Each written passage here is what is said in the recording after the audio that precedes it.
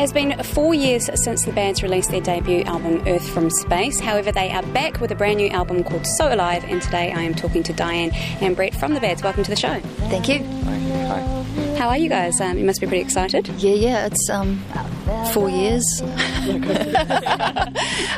as you just told us, but yeah, it was supposed to be 3, but we're here now. It's okay. 4 years isn't actually that long a period of time to between albums, I don't think. No, it just feels it, because it's kind of like you just want to get it out now as soon as it's finished, you know. It wasn't meant to be that long. We thought we'll have an album out in a year and a half or something, but just things kept piling up in front of us and things happened, and we just sort of lost track a bit. But suddenly, within the last year, we've had did a lot of recording and got it together. You don't strike me as the sort of band that would rush anything, though. But, I mean, like your last release, Earth from Space, was a very well put together album. It didn't sound like there was any sort of skimping around the edges. Yeah, we do. We do a lot of recording at home, and I think we actually take quite a long time to get happy about what we're doing.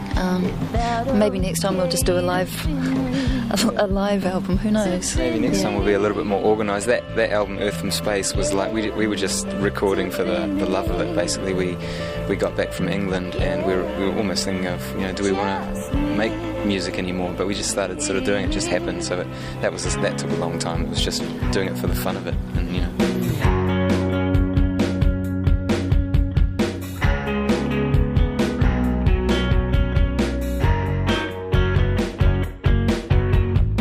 Now, Brett, you just mentioned before that you guys were in London, and you guys, before you were in the bands, were in various other musical projects, and you did quite well when you were in London. So when you say you weren't sure whether or not you wanted to keep doing it, why did you say that?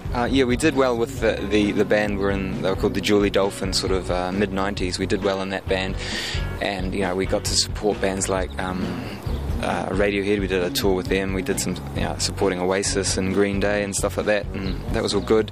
But then we got into some hassles with our record company, and there was a few years in limbo. So after that we did get to make a new record, and then again more record company hassles, and it never came out. So by that time we'd had enough of living in London. We always wanted to come back here just because the lifestyle here. So that's when we decided we'd almost like we'd had enough and come back here. But we started making music again. So I mean, that success, you've mentioned some pretty amazing bands that you've sort of been kind of very close to, but that success has translated into the Bads project since then. I mean, a lot of people singing your praises. I know that Billy Corgan was singing your praises for your last album, which is pretty cool. Yeah, it was kind of a chance, and I think that was due to Juice TV actually. He saw a video for Carry the Weight on Juice, and apparently we heard later from his tour manager that he, on the way out to the airport, Billy made him stop at 3 record shops until he found it. Wow. And then apparently, who knows, they listened to it all the way out to the airport, and he stayed till the end of the album. And we knew nothing about this until we got a call from a TV station in Australia asking for the video, because he kept insisting that he was going to play it. So you can actually see on YouTube, there's a little clip of Billy introducing the Bads and singing our praises, which was cool, just from nowhere. It was just... That is cool. Yeah. I actually watched that clip, and at the end of it he said, what did he say? It was... I hate most music, so this is, this is pretty good. Yeah, I know. I love his little spiel about how Australians won't like the fact that he's introducing a New Zealand band. It's quite funny. Feel so alive, yeah. Feel so alive, yeah. It's about time. So the album is called So Alive, which is a pretty optimistic title. Does that kind of happiness translate to all of the material in the album? Yeah, I would say it's not so much even just about happiness. It's kind of just about being alive. Like this, I kind of realised when I was reading through the lyrics on the artwork, there's actually quite a lot about being human in it. Rather than stories and things, it's just about humanness. Everything that goes into being alive, happiness, sadness, blah, the whole thing. You a people watcher? Yeah. Yeah. Same here. It's really bad. Brett's going, you're watching them, aren't you? I can't stop. It's like, it's really hard not to. Yeah. Feel so alive, yeah.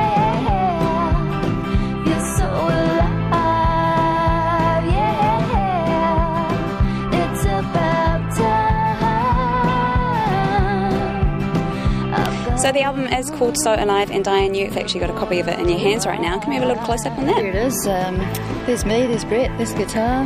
Oh, is it the two of you? Yeah. Oh, how cute. Well, it's not really, but it could be. Interpretation. Yeah. It's like the Cascade Falls in Waitakere, and we got the spears there, we hide those. Through the waterfall. Yeah, we had to do that many times. It's kind of been How we go adapted, that it's been rapid. New Zealandified. You see, we've got the New Zealand bush in the background, the colonial colours. And you guys are actually going to be doing an album release show in Auckland very soon. Can you tell us when that is? 5th of May, Tuesday, at South Street Bar in Auckland. What time does that kick off? Best to be there before around 7. Music starts at 7, we're on at 8. It was a nice wee treat for New Zealand Music Month. Thank you very much. Thank you. Thanks guys for joining me on the show today. We're going to check out the video, we didn't actually talk about the video, but we're going to check out the first single from the album So Alive, which funnily enough is called So Alive. The Bads. Thank you.